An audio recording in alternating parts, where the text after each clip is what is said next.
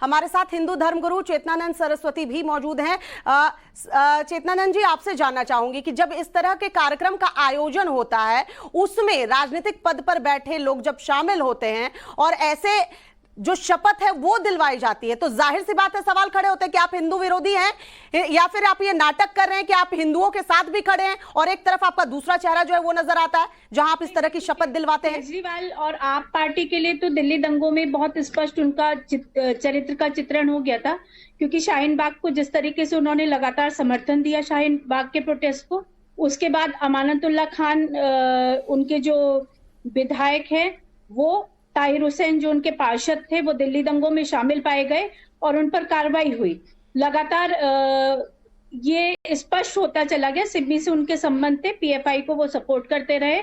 ये सारी चीजें अभी खुल के आना बाकी है। सरकार बहुत तत्परता से कार्य कर रही है और सारी चीजें हमारे भारत के मानस पटल पे सारी चीजें स्पष्ट रूप से अंकित होने वाली हैं। देश विरोधी ताकतों का दमन होगा, ये निश्चित है, लेकिन ये भी निश्चित है कि देश विरोधी ताकतें बाहर से फंडिंग लेकर लगातार इस कार्य में सक्रिय हैं और आप पर जो लोग विश्वास कर रहे हैं, केजरीवाल पर जो लोग विश्वास कर रहे हैं, वो लोग दिल्ली की बात नहीं है। एएमयू से भी जो खबर सामने आई है और साहिल नाम के जिस युवक ने शिकायत दर्ज कराई है, तो लगातार देखिए एएमयू को बंद होना चाहिए। सरकार को इस तरीके के शिक्षण संस्थाओं को जो जिहादी गतिविधियों को प्रोवोक करते हैं और जो उनको प्रोटेक्शन देते हैं, वैसे शैक्षणिक संस्थाओं को बंद होना चाहिए। भारत में ऐसी शैक्षणिक संस्थाओं की कोई भी आवश्यकता नहीं है जहां जिहादी इस तरीके के सैयद मसूद हसन, देश विरोधी ताकतों के साथ सैयद मसूद हसन, एएमयू तो हिंदुस्तान में ही है ना या पाकिस्तान में है? वहां जो रहेगा उसको क्या पाकिस्तान जिंदाबाद कहना होगा या हिंदुस्तान जिंदाबाद कहना होगा? हिंदुस्तान जिंदाबाद वो लोग नहीं बोलेंगे, इसीलिए मैं कह रही हूँ कि ऐसे शैक्षिक संस्था जो देश विरोधी नारे बुलंद करते हैं, जो देश विरोधी ताकतों के साथ मिलकर जिहादी मंसूबों को बल देते हैं, उनको बैन कर देना चाहिए। भारत की यतिमा, एक सेकंड रुकिएगा। संस्थाओं के कोई भी सैयद मसूद हसन है हमारे साथ, पूर्व अध्यक्ष हैं एएमयू के, वहां से पढ़े हुए हैं, वो बताएंगे। सैयद मसूद हसन साहब, अगर आप मुझे सुन पा रहे हैं, मेरी आवाज आप तक पहुंच रही है, तो मुझे जवाब दीजिए कि पाकिस्तान जिंदाबाद या हिंदुस्तान जिंदाबाद, एएमयू में क्या नारा लगेगा? इसका जवाब देने से पहले आपको ये पता करना चाहिए कि 3 दिन पहले जो घटना घटी साहिल बघेल के साथ और रहबर के बीच में, उनमें आपस में मारपीट हुई, लड़ाई झगड़ा हुआ, उसकी एफआईआर लिखी गई, वो प्रॉक्टर ऑफिस से फॉरवर्ड हुई और उसके बाद भाजयुमो का एक सड़क छाप नेता वहां का लोकल, अगर आपने आज का अखबार अलीगढ़ का उठा के पढ़ा हो तो आपको पता चल जाएगा कि इसके अंदर पूरा भाजपा युवा मोर्चा का हाथ है। इसकी नए सिरे से साजिश को रचने में। ये साहिल भाजपा युवा मोर्चा का सदस्य है क्या? और उसके सर पे जो चोट लगी है वो भाजपा युवा मोर्चा की वजह से लग गई है क्या? 3 दिन पहले एफआईआर हो चुकी थी। मसूद हसन, ये जो चोट लगी है साहिल के सर पर, ये भाजपा युवा मोर्चा की वजह से लगी है या जो 2 आरोपी हैं जिनके खिलाफ शिकायत दर्ज कराई गई है उनकी वजह से लगी है? आप बोलिए, मैं खामोश हो जाता हूं। आप बोलते रहिए, मैं सवाल पूछ रहा हूं सर, सवाल पूछ रहा हूं। सैयद मसूद हसन, सवाल नहीं पूछू क्या आपसे? नहीं बोलूंगा मैं सवाल नहीं पूछू क्या मैं आपसे? जवाब तो दीजिए, सवाल का जवाब दे दीजिए। सवाल का जवाब देने कब दे रहे हैं? जी बोलिए, बोलिए सर, बोलिए। भाजयुमो का नाम आ गया, इस वजह से आप लोगों को परेशानी होने लगेगी। नहीं, हम लोगों को परेशानी होने लगेगी ये आप मत कहिए। आप अब ट्रैक से मत हटिए, आप सवाल का जवाब दीजिए जो मेरे सहयोगी विद्या ने पूछा है। मैं आपको पूरी घटना बता रहा हूं कि पूरी घटना क्या हुई थी। वहां पर 3 दिन पहले एफआईआर लिखी गई, सीओ का आज का बयान है। चोट कैसे लगी ये पूछा मेरे सहयोगी ने, चोट कैसे लगी? साहिल का जो बयान है कि प्रॉक्टर ने, सर्किल ऑफिसर का बयान पढ़िए आज के अखबार में। मसूद हसन साहब, जिसको चोट लगी उसका बयान हम ना पढ़े, जिसको चोट लगी, जिसके साथ ये हुआ उसका बयान हम ना पढ़े। मसूद हसन साहब, सिर्फ बोलने के लिए मत बोलिए सर, सवाल पूछा गया उसका जवाब दीजिए ना सर। मैं जवाब भी तो दे रहा हूँ, आप जवाब सुनना कब चाह रहे हैं? जवाब सुनना चाहेंगे तो जवाब मिलेगा, तो जवाब दीजिए ना सर। सर्किल ऑफिसर होते हैं पुलिस के, सीओ का नाम, सीओ तो जानती होंगी आप, सीओ का आज का बयान है अखबार में। सर, सीओ के पास वही बयान गया है जो कॉलेज प्रशासन की तरफ से वहां शिकायत में दी गई है। तो आप उस लड़के को खारिज कर रहे हैं, उसकी चोट को खारिज कर रहे हैं, आप उसने जो बयान दिया है, वो जो डर दिखा रहे हैं, उसको आप खारिज कर रहे हैं। मारपीट की घटना हुई है, मैं कह रहा हूँ मारपीट की घटना अरविंद सिंह कुछ कहना चाह रहे हैं, लेकिन बाकी सब कुछ अरविंद सिंह कुछ कहना चाह रहे हैं के लिए किया अरविंद जी गया बोलिए। है। अरविंद जी, भाजपा युवा मोर्चा की देखिए, तरफ से ये जो बदनाम अलीगढ़ करने के लिए किया गया है, बाकी सब मुस्लिम विश्वविद्यालय में घटना घटी है, ये पहली बार इस तरह की घटना नहीं घटी। समय समय पे राष्ट्र विरोधी गतिविधियां वहां पे होती रहती है और पिछले 50 वर्षों में कांग्रेस का जो देश में शासन रहा है और कम्युनिस्टों की जो मिली भगत रही है, इन दोनों ने मिलकर राष्ट्र के खिलाफ एक माहौल बनाया है और अलीगढ़ उसका प्रतिनिधित्व करता रहा है। और अभी जो अलीगढ़ के मुस्लिम विश्वविद्यालय के अध्यक्ष जिनसे आप पूछ रहे थे, कम से कम ये तो कहते कि भारत विरोधी जो भी नारा लगता है उसका मैं खंडन करता हूं और इस बात की जांच होनी चाहिए, लेकिन इनके मुंह से इतनी भी बात नहीं निकली है। और ये कर क्या रहे हैं, ये केवल और केवल उस गैंग का बचाव करने का काम कर रहे हैं जिसने भारत के खिलाफ नारे लगाए हैं, जिसने इस देश के खिलाफ नारे लगाए हैं।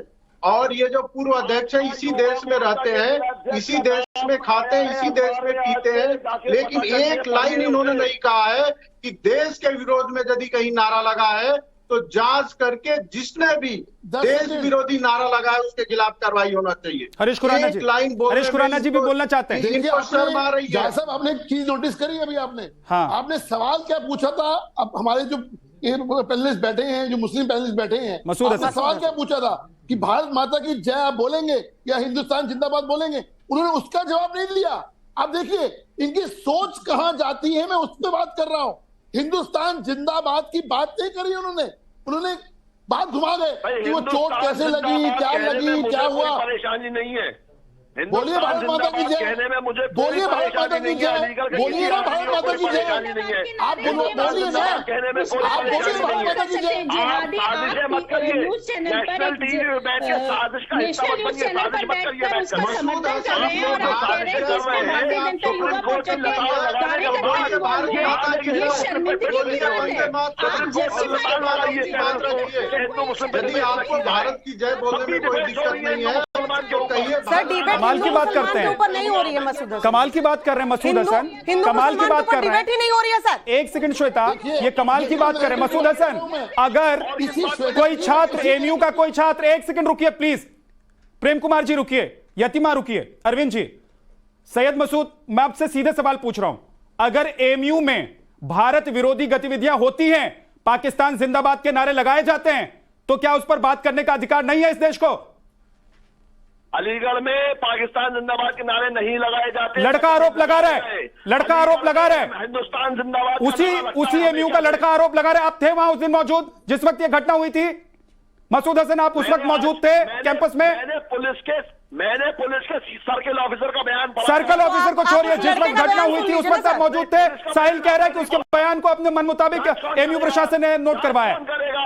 आप मौजूद थे, आप मौजूद थे, आप जज हैं, आप करेंगे या वो लोग? आप डीजीपी हैं उत्तर प्रदेश के या एमयू के प्रॉक्टर हैं? आप मुझे बताइए, प्रशासनिक अधिकारी हैं वहां के, क्या हैं आप? पुलिस के सर्किल आप मौजूद थे या नहीं थे? क्योंकि आपको सूट करता है इसलिए आप बीच में सुप्रीम कोर्ट को ले आएंगे। मसूद हसन, यही मैं आपको ये सूट कर रहा और ये है। हिंदू मुस्लिम भी आप ही कर रहे हैं सर। हमने एक घटना घटी है, उस घटना का जिक्र किया है और शायद विद्या हमें वो बयान भी सुना देना चाहिए मसूद हसन साहब को। पहले बयान सुन लीजिए सर, अगर आप कहिए तो हम बयान फिर से सुनवा दे, जिस बयान को हम सुनवा चुके हैं। रुकिए मसूद हसन साहब, आपके कहने से और नहीं कहने से नहीं देश चलेगा। जो सच है उसको सुनने की हिम्मत रखते हैं तो सुनिए जरा। वो लड़का कह रहा है कि उसको तमंचे के बल पर पाकिस्तान जिंदाबाद के नारे लगवाए गए हैं। एक बार जरा सुनवा दीजिए, ये बताइए, ये बात जो पीड़ित लड़का है, सुनिए तो सही। पीड़ित जो है उसके साथ आप खड़े हैं या जो लोग धमका रहे हैं उनके साथ आप खड़े हैं? सुनवाइए जरा।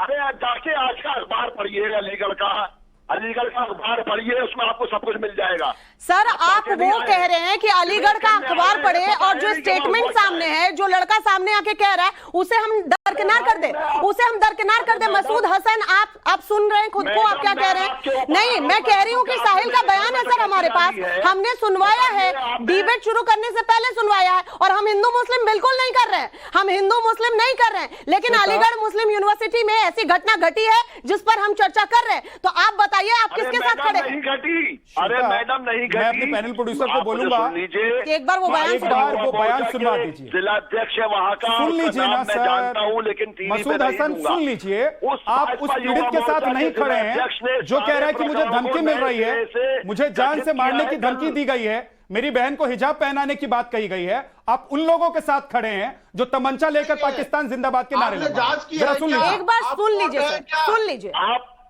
सुन लीजिए। एक रहबर नाम का लड़का है, रहबर दानिश नाम है उसका, पूरा आर्किटेक्ट का स्टूडेंट है।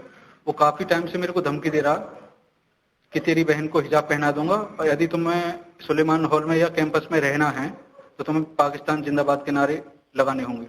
और वो मेरे हाथ में से कलावा हटवा देता था, तो मैं हटा भी देता था क्योंकि मेरे को पढ़ाई करनी है। उसके बाद कुछ दिन पहले ही तो इसने मुझे मारपीट की इसने मेरे साथ और बुरी तरह से जख्मी कर दिया तमंचे के बल पर। तहरीर में मैंने प्रॉक्टर वगैरह के लिए एप्लीकेशन लिखी, पुलिस वाले मेरे साथ गए थे तो उन्होंने बोला कि जो एक्चुअल वाकया हुआ वो लिखो, जो हिजाब वाला मसला या पाकिस्तान जिंदाबाद वाला मसला वो मत लिखो। तो मैंने वही लिखा जो उन्होंने बोला। जी जी जी कि जो जी तहरीर बदलवा दी। सुनिए आपने मसूद हसन, अभी भी आप उन लोगों के साथ खड़े हैं जो तमंचा दिखाकर पाकिस्तान जिंदाबाद नारे लगवा रहे थे, ये नहीं या इस पीड़ित की बात पर आप विश्वास करेंगे? आप मेरी बात खामोशी से सुन लेंगे क्या? मैंने तो जी बोलिए बोलिए, नहीं अब बोलिए सर, हम आपको मौका देते हैं, बोलिए। अगर इंटरप्शन नहीं होगा तो मैं बोलूंगा, बोलिए ना सर। देखिए ऐसा है, ये घटना 3 दिन पहले की है। एफआईआर उस वक्त क्या दर्ज हुई, उस पर सीओ साहब का भी बयान आ गया कल, वो आज के अखबार में छपा है जी। और आरोपी जो छात्र आरोप लगा रहा है दानिश रहबर पे, उन दोनों में आपस में मारपीट हुई, वो बात ठीक है, मारपीट हुई, उसके तहत कार्रवाई हो रही है। लेकिन अगर वो आरोपी क्या आरोप लगा रहा है, झूठा लगा रहा है कि सच लगा रहा है, ये तो पुलिस तय करेगी। जांच में, जांच का विषय इसका फैसला आप कर लेंगे। मैं आपके ऊपर आरोप लगा दूं, आपने मेरे घर में डकैती डाली तो क्या लगा लीजिए ना, हो जाऊंगा? आप लगा सकते हैं क्योंकि आप हमेशा उन लोगों के साथ खड़े रहते हैं ना जो इस तरह की घटनाओं में, इस तरह की बातों में शामिल रहते हैं। आप पीड़ित को नहीं सुनना चाहते? मैं हमेशा सच के साथ पीड़ित ने पुलिस के सामने जो बयान दिया है और पुलिस के बाहर जो बयान दिया है, आपको दोनों को मिलाकर चलना चाहिए। प्रेम कुमार हमारे साथ जुड़ गए हैं। प्रेम जी, कमाल की बात है, सैयद मसूद हसन कह रहे हैं कि जो बातें उनको पता है वही सच है, जो साहिल कह रहा है वो गलत है, जो अखबार में छपा वही सही है, जो साहिल कह रहा है वो गलत है। सिर्फ इतना कह रहा हूँ, जांच का विषय। देखिए विजय जी और श्वेता जी, घटना को इस रूप में देखना पड़ेगा। इसमें कितने इन्वॉल्व पर्सन हैं? 2 लोग बदमाशी करने वाले हैं जिसको आप देश विरोधी बोलिए, विघटनकारी बोलिए, और एक पीड़ित पक्ष है, वो संभव है कि जो दिख रहा है रिपोर्ट उसके हिसाब से हिंदू होने की सजा भुगत रहा है।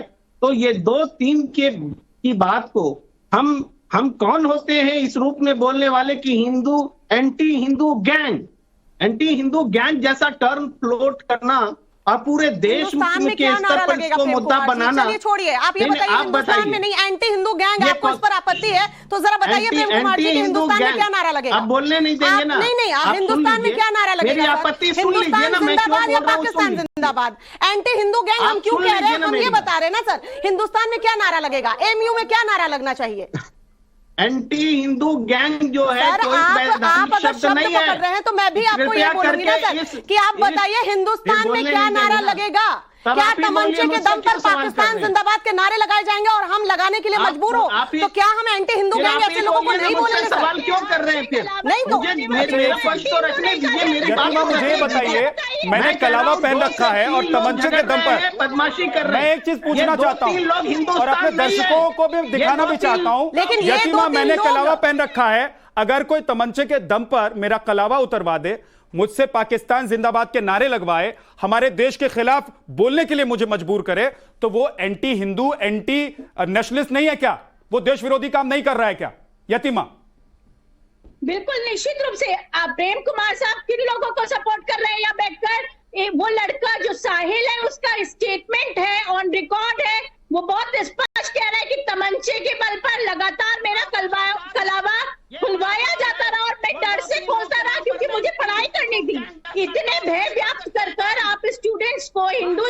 स्टूडेंट्स को वहां पर टॉर्चर करते हैं, मारपिटाई करते हैं, उनकी बहनों को हिजाब पहनाने की धमकी देते हैं, और आपको दिक्कत है कि उनको एंटी हिंदू ना बोला जाए, उनको एंटी नेशनलिस्ट ना बोला जाए। एंटी हिंदू बोलने से प्रॉब्लम है, एंटी नेशनलिस्ट बोलने से प्रॉब्लम है। शब्दों को पकड़कर बैठेंगे लेकिन देखेंगे नहीं कि किस तरीके से उन्हें बचाया जा रहा है। इस बात से किसी ने, मैं तो हैरान हूं कि इस बात से किसी को दिक्कत नहीं है जो डिफेंड करने के लिए यहां बैठे हुए हैं, चाहे वो मसूद हसन हो चाहे प्रेम कुमार हो, कि पाकिस्तान जिंदाबाद के नारे क्यों लगे। और पाकिस्तान जिंदाबाद के अगर नारे लगे हैं और लगवाए गए हैं तो उन लोगों के खिलाफ सख्त एक्शन होना चाहिए, उनको तुरंत देश विरोधी गतिविधि के तहत जेल में डाल देना चाहिए। इस पर ना सैयद हसन बोल रहे हैं और ना ही जो दूसरे व्यक्ति प्रेम कुमार बैठे हुए डिफेंड करने के लिए, जो कह रहे हैं कि हिंदू गैंग जैसी शब्द और एंटी हिंदू गैंग जैसे शब्द का इस्तेमाल नहीं होना चाहिए, उनको इस बात पर कोई आपत्ति नहीं।